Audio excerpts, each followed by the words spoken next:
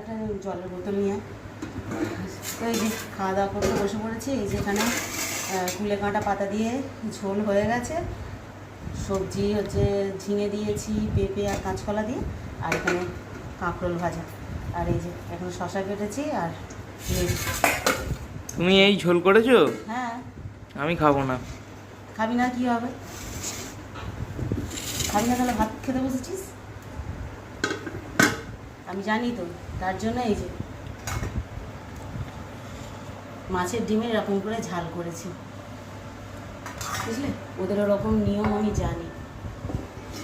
একটা কিছু এরকম হলে খেতে চায় না।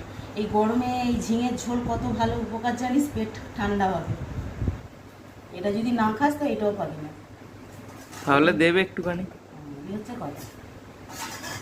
তুই তো জানিস আমি প্রথম থেকেই তোদের যেটা অপছন্দ সেটাও রান্না করবো, আর যেটা পছন্দ সেটাও রান্না করবো।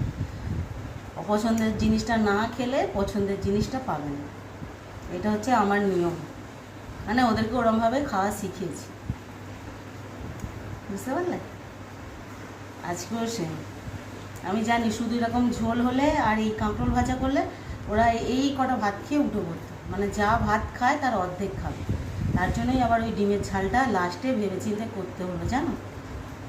জানি তো খাবে না বলবে, তার জন্য। চলো খাওয়া দাওয়াটা করে নিই।